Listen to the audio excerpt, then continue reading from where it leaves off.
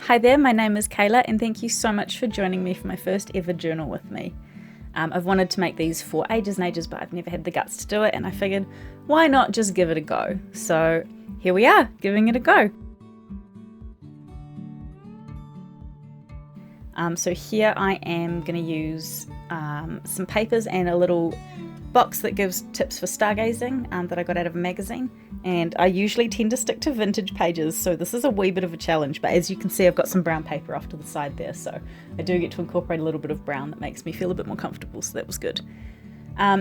I live out in the country currently, and I've kind of lived rurally for most of my life, so we have absolutely gorgeous star spreads in the sky most nights, and I've always appreciated being able to just look up and stare at the sky and just kind of get lost in all the stars. So I was like, this is perfect for me. Oh, okay, here I am using crunchy paper. Now, what I call it crunchy paper. It's brown wax paper, and it's fantastic for just adding a little bit of texture to your pages. If you scrunch it up, it kind of breaks all the wax apart, and it gives you this gorgeous, gorgeous texture. So I tend to use this quite a lot. I find that it's really easy to use, it's really easy to tear. The only tip I would have is make sure you glue down the side that's not quite as waxy.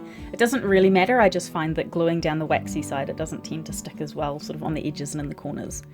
The other papers I used on this page were the Kaisercraft Stargazer collection, which I absolutely love. The white page I'm gluing at the moment, I've had this paper sitting around for ages, and I didn't know what to do with it because it was too gorgeous to waste. So I'm really glad I found a use for it, and I'm so glad that it's in my journal as well because it's just so pretty.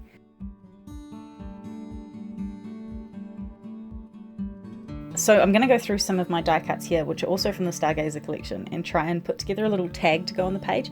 Now, spoiler alert, this doesn't actually end up working, and I didn't use it. I think it was because most of the page is white, as in the Kaisercraft papers are white and everything, and the cream of the tag doesn't tend to, I find it clashes too much, so I have ended up sort of putting it to the side and not using it for this page, but I did keep it, and I will use it on a maybe a more vintage page in the future. So it didn't go to waste, but yeah, didn't use it on this page.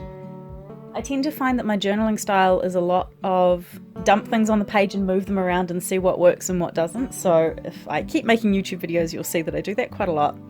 I find it's a lot easier to just push things around and put them where you think they should go and see what works and what doesn't before you glue everything down. So it's a bit of a messy style of journaling, I guess, but it works for me. I tend to be quite happy with my pages in the end, and I like laying everything out so I know what it's going to look like before sticking things down.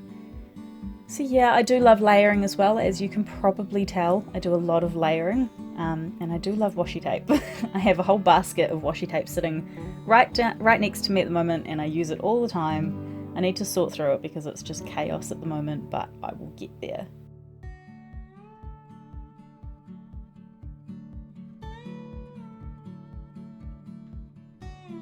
So I'm just whipping out my glue eraser to get rid of some glue that went a bit wayward.